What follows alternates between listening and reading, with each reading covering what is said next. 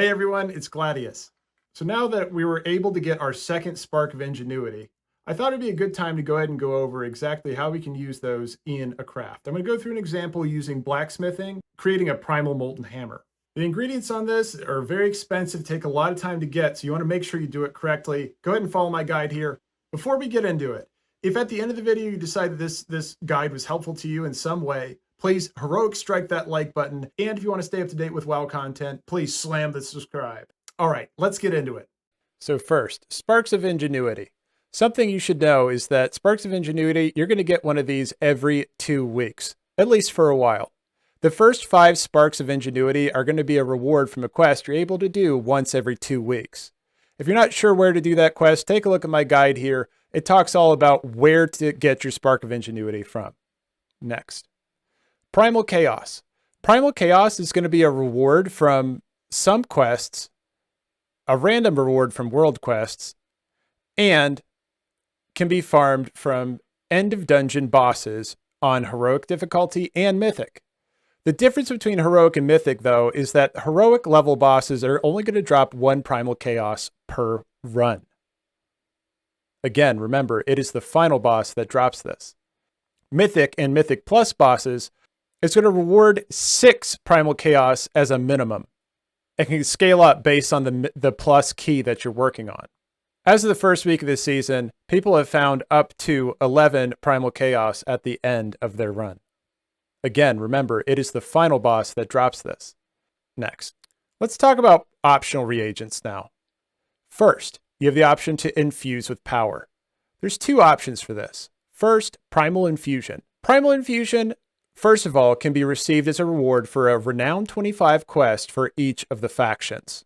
You have to be Renown 25 with the associated faction to be able to do the quest. Each of them have one, though. If you're working on multiple Renown factions, then you're going to be able to get a handful of these. You can also create these by getting something that's called a Primal Focus. Primal Focuses are going to drop from Mythic level bosses. Mythic level 11 and below bosses are going to drop these Primal Focuses. By using the Primal Focus, you're going to be able to combine 10 Primal Focus with 100 Primal Chaos to create a Primal Infusion. So this can be seen as something you're going to use when you have an abundance of Primal Chaos. Next, Concentrated Primal Infusion is going to work very similar to how the Primal Infusion did. The only difference is that you're going to be collecting a different item. It's called a Concentrated Primal Focus. You'll need 10 Concentrated Primal Focuses to combine with 150 Primal Chaos to create a Primal Infusion, a Concentrated Primal Infusion. Oh, this is a tongue twister. So again, you can think about this being an item you will get after running the raid several times and collecting 10 of these Concentrated Primal Focuses. And also, of course, this is going to be after an abundance of Primal Chaos is available. Next, my guide on creating the Black Dragon Touched Hammer goes over this in more detail. However, just as a summary, you're able to attach missives to your craft. This is going to guarantee the secondary stats that are available on your item. It's important to do this, especially when crafting something like a weapon, because there are primary stats, or there are secondary stats that are the best for certain builds and classes. So by guaranteeing the stats, you're going to make a better weapon that's more effective on your customer or yourself.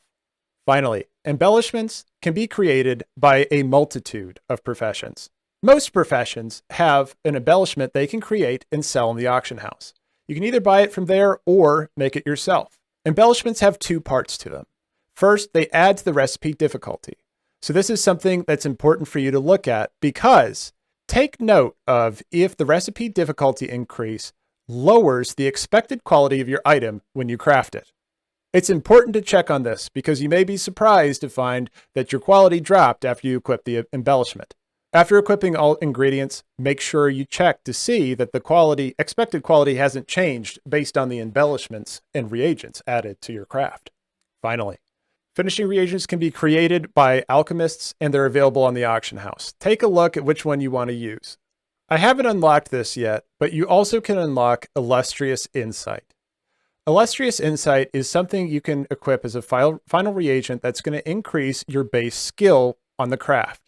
For example, if you get this blue quality illustrious insight and add it to your craft, it increases your skill. It increases your skill by 30.